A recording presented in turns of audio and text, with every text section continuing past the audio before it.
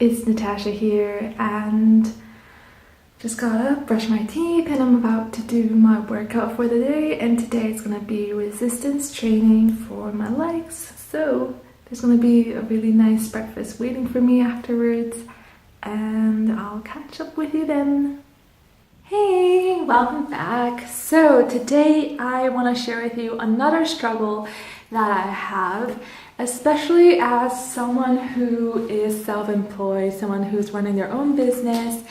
And as much as I really love that I can choose when I want to work, where from, and of course the intensity in which I work, I am my own boss, and sometimes that's a problem. And I think I create the problem.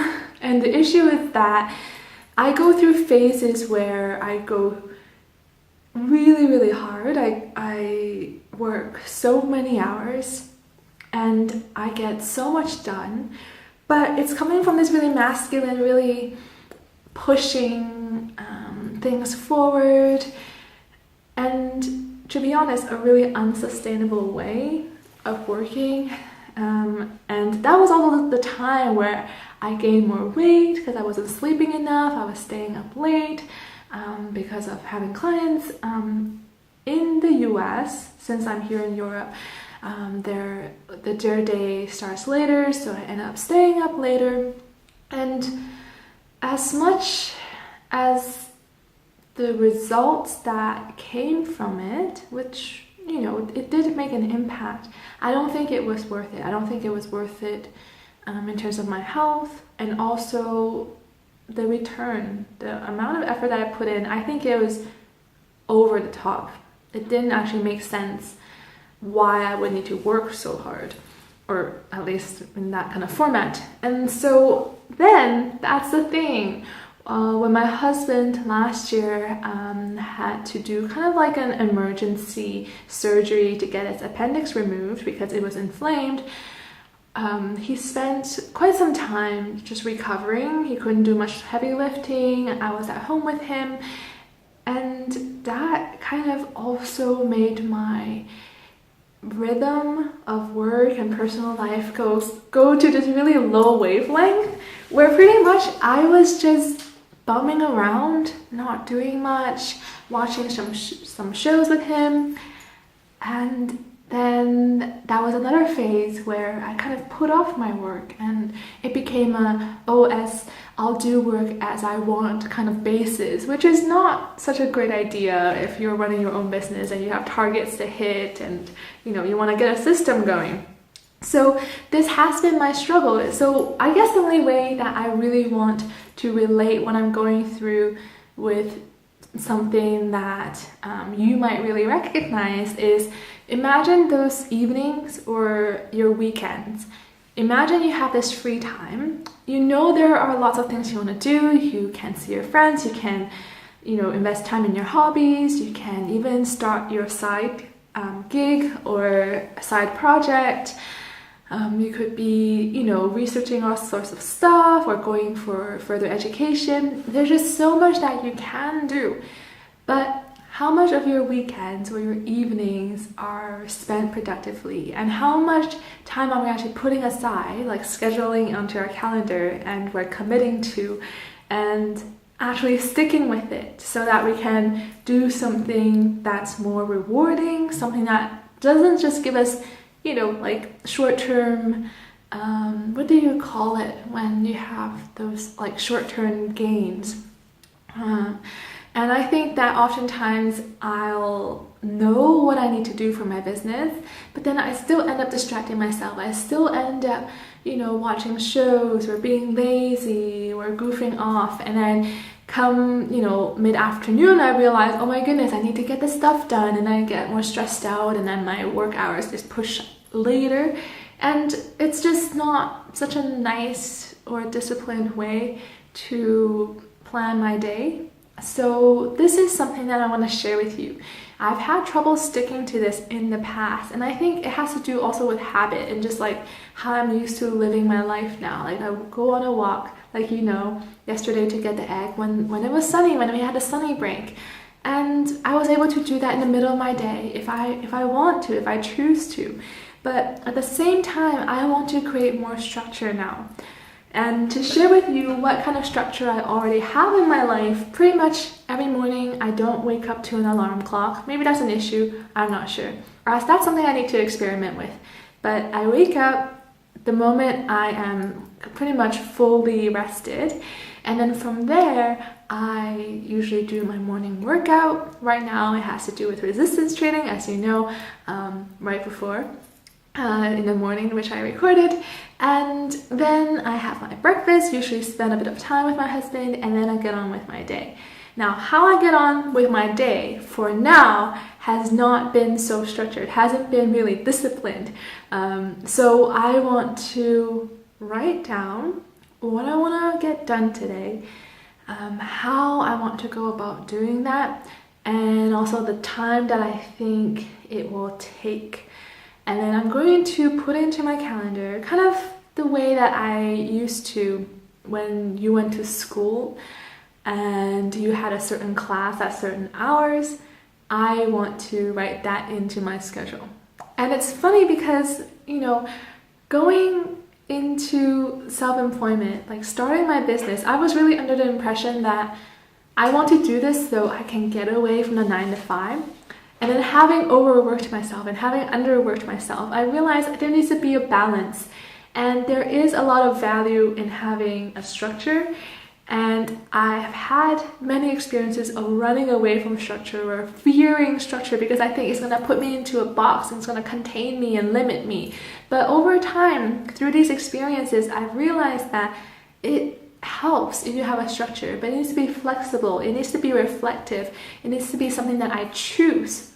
So when I think back on my school days, when I was, a young girl, I realized just how much I got done in a day. I would start choir from 7:30 in the morning to about 8:15, and then I would have all day classes, and I actually tried to pay attention, and then I would have the short breaks in between, and then I would have, I think, an hour lunch break, sometimes a bit more, an hour and a half or an hour 15, and then I would go plow all the way through until 3.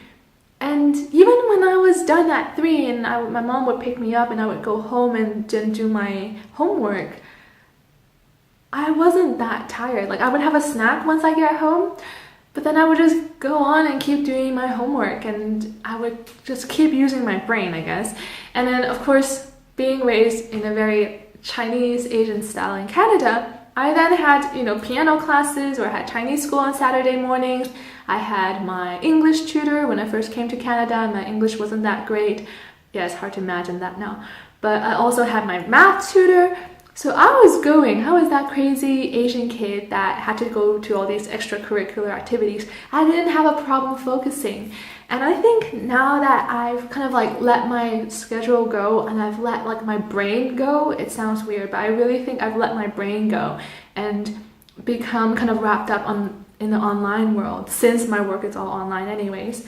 But from that, it's as if my brain has been restructuring itself to fit this really spontaneous, really quick, short attention span kind of way, and I don't like that. And I want to focus, I want to sit down, I want to return to that focused Asian kid. So that's what I want to do. I do need to take time right after this to write down what it is that I want to do today. Right? So one of the things I want to do is to batch my work. So the Medium article that I mentioned in yesterday's vlog, I want to do 9 of those, right? 10 of them in one day, and just schedule them out. And I know that I can also reach out to a lot of people on my Instagram, start some meaningful conversations, contribute to some discussions. There's a lot I can do today. But I need to get started, I need to write it down, I need to know when I'm doing what, how long it would take approximately. It's a work in progress, right? But at least I can put it down, I can set it up, set myself up for success. Maybe you'll see me fall on my face right after this, but I don't mind because I'm gonna stick to it, and I have you to talk to, and I think I can do this. So anyways, I'm gonna get on to it. Gonna get my notebook, which is not here with me. I'm gonna write down what I want to achieve today, and then I'm gonna write down the time, the schedule, And then let's see if I can actually do that. I'm so screwed. All right, it's happening. I'm supposed to go and write out my list, but I want a piece of cake first. So I'm gonna have a piece of apple pie. Even though I don't really need it, I just want a piece of apple pie. I think this is distraction number 1. A big piece too, but actually looking at it and getting ready for this snack, I am hungry.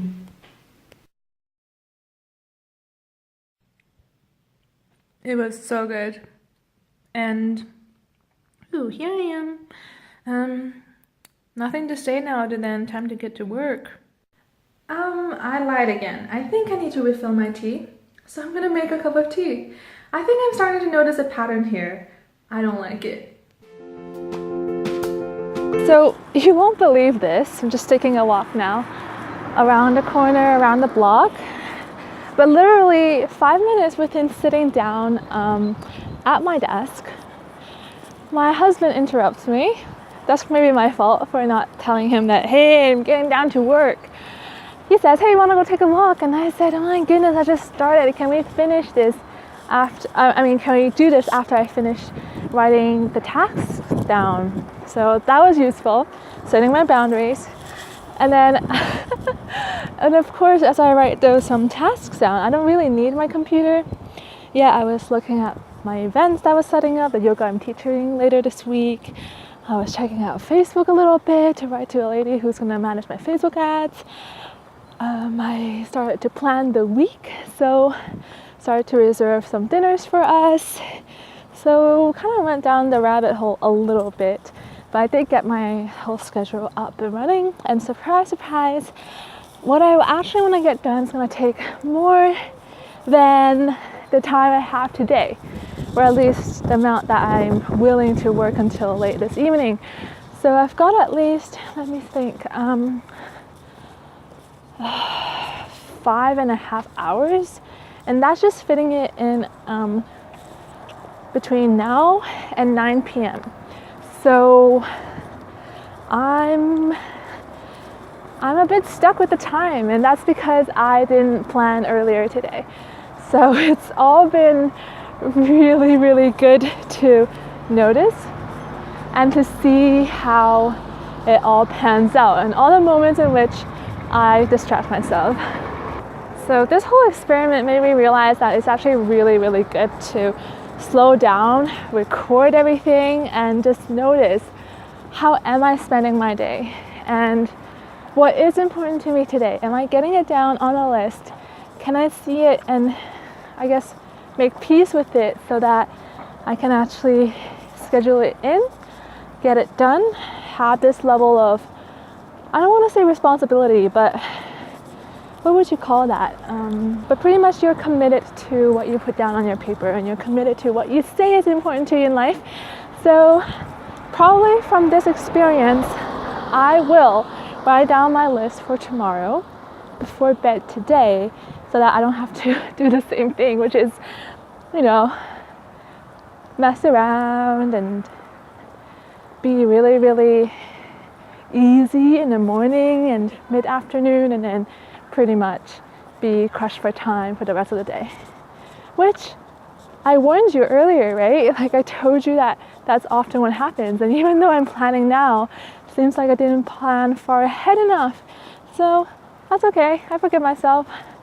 So anyways, after this walk, it's a bit chilly, it's raining, but after this walk, I'm actually excited to hit those tasks on my list and just get it down and see how I can plow through them really focused. So more on that later. Hey guys, it's the evening now. It's actually almost 7 p.m. I had dinner, and I gotta say that I failed today's schedule miserably. It started out, let me just take a look at my calendar, with that whole, deal on my computer, on my schedule. I worked for half an hour straight, no distractions, really productive, and then throughout the day I listened to my husband's speech because he's going to Toastmasters. Did that at least like 4 times, giving feedback, took a walk as you know, made dinner, had dinner, spent some time with him. And you know what? I didn't get much done, and I did feel like I was just checking things off randomly off my list versus really keeping up with the schedule. And even when my phone, it reminds me and kind of like rings or vibrates to tell me that the next task is coming up, I barely notice it. It's like far off next to the printer, or it's somewhere else. It's not working, guys. And I had a really difficult time admitting this to myself because I think I can concentrate. I think I can really get things done. I think I can really stick to schedules, but you know what? It's 7 p.m. and I'm already tired. I'm not sure why. I'm not going to make excuses for myself. But on some level, I actually feel more insecure about publishing that Medium post about procrastination because I'm deep within it. And who am I to say that other people can overcome procrastination if they just do these things?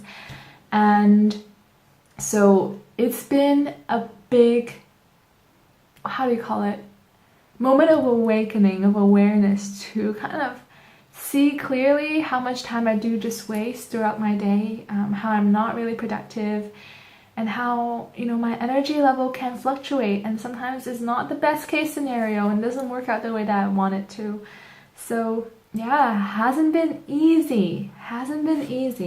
So tomorrow I have a dinner with my husband up on the local hill. It's called the Utlibag, so stay tuned for that.